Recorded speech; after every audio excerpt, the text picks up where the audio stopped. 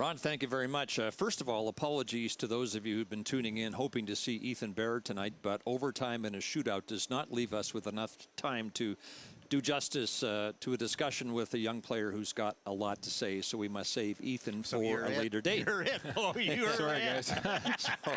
so you're the only person being interrogated tonight, all Bo. right, perfect. You came into on an extraordinary hot streak, but I know what's on your mind tonight, and that's overskating the puck in the shootout, so I'll leave it to you to explain how it happened. Yeah, you know, obviously I'd like to have that one back. That one stings a lot.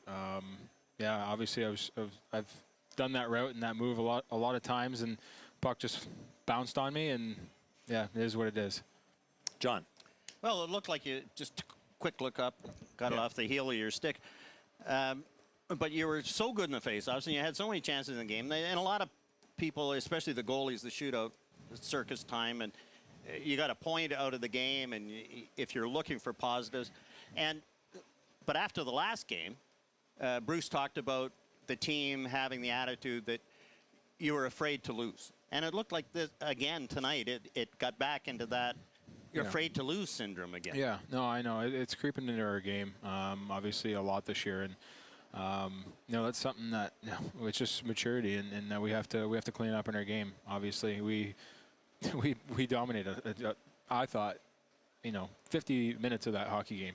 Obviously, the shots speak for themselves, and you know, it's just those little lulls that we just cannot find. You know, those opportunities to, you know, to capitalize, and you know, obviously, yeah, those sting a little bit, and obviously happy to get a point, but you know, it's not acceptable by us giving up 3. Okay, Bo, 10 goals in 12 games. That's a 68-goal pace. And if we go back to March the 9th of last season, it's 24 in your last 30. This leaves you, during that time, as the league leader in goals per game. So there is a case to be made that Bo Horvat is now one of the NHL's elite goal scorers. Do you feel you are?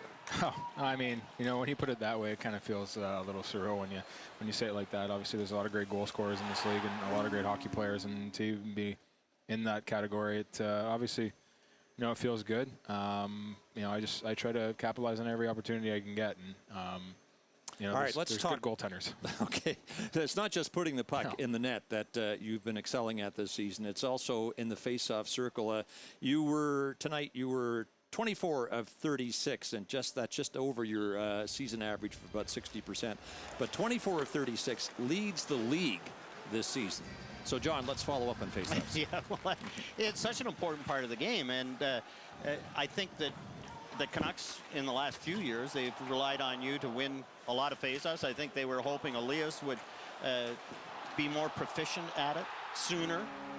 But that's a responsibility. You get more ice time, and you get to control the game. And obviously, the more you take, the better you get. No, for sure. I taught since a young age. My dad always drilled it in me that face-offs are such an important part of the game, and it kind of stuck with me through my entire career. And had a lot of help in junior with Dylan Hunter and the Hunter brothers, and taking a lot of pride in my face-offs. And again, like you said, such a big part of the game, and try to be as best I can at every night. Well, did Dale ever get on the ice? You said Dylan Hunter. How about Dale?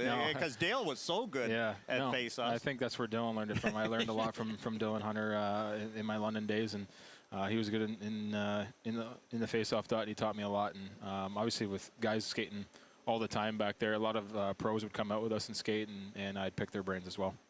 All right, Bo, let's get to your value to the Canucks, which at your current pace cannot be overstated. You are on an expiring contract, and obviously there is a significant gap between what the Canucks are offering and what you want. Now, I know that whatever we ask you about the contract is going to lead to one statement, so go ahead and make it. Yeah, honestly, I'm going to keep saying the same thing, but I'm just going to keep focusing on hockey. It's out of my control. I'm going to leave it in you know, my agency's hands, but for the most part, I'm just trying to help this team win and do what I can on the ice. You know, it's you know, I'm just trying to be the best leader I can, and and try to win as many hockey games here. Is it easier to forget about the contract stuff when you've got the 2 little kids around? Yeah, they keep me busy enough. I mean, God bless my wife for dealing with them when I'm on the road. Now you're heading out to the road. Yeah, exactly. You'll get some sleep and you'll get a rest. I know. And wives love that when the husbands wake up in hotel rooms nice and rested, exactly. especially when you've got 2 small kids. I got to try one follow-up question here. I know you'll understand it because this is going to end in one of 2 ways. The Canucks either sign you or you get traded at the deadline. So have you allowed yourself any time to think about what it might be like playing elsewhere than Vancouver? You know what? I haven't. This place is so familiar for me. My career started here. I've grown my family here. We love the city and the people in it, and I haven't really pictured myself anywhere else.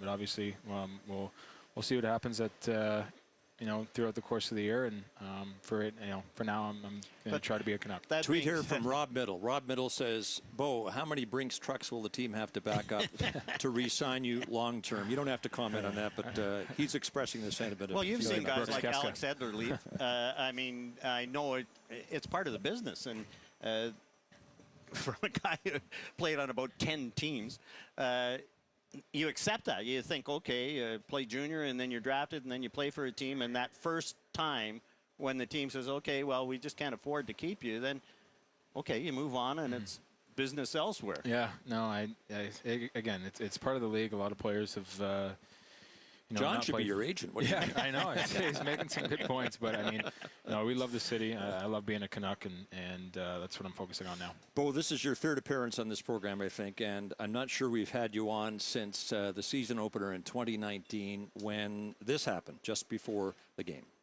Enjoy the most about presenting this guy as the captain is that we know that he's not going to change just because he is the captain. And number 2, that we're going to be here for his first speech as the captain. Bo. Yes, so Henrik Sedin passing the C, the captaincy, to you, and the question comes from, his handle is Badass Brit. What's the most important piece of advice the Sedins gave you about leadership that you still lean on to this day in the room and on the ice? I mean, there's so many, but I think you heard it right there.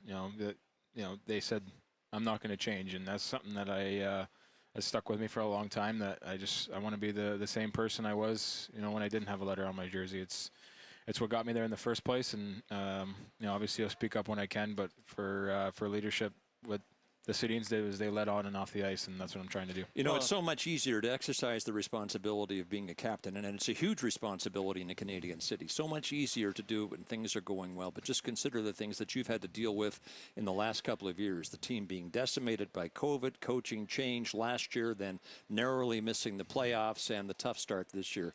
Does the C start to feel like a burden in times like that? Oh, I mean, coming to do after hours after that game. This is the biggest burden. I know, exactly. I mean, it's first of all, it's an honor to wear the C, any letter, and even playing in the NHL. So to do it in a passionate Canadian city, a Canadian market with passionate fans, it's it does take a lot. But at the same time, I got a great supporting cast of teammates and your parents. I've got to know your parents pretty well in the years now, the mother's trips, dad's trips, and things like that. And Tim and Cindy, you meet them and you get to know them, and you can see why you'd be a leader and why you're level-headed and calm during all this. Absolutely. Obviously, I like to think they raised me the right way, and a lot of family values and a lot of good morals, and they kept me humble my whole life. So obviously, a big thanks to them, and obviously my wife Jim.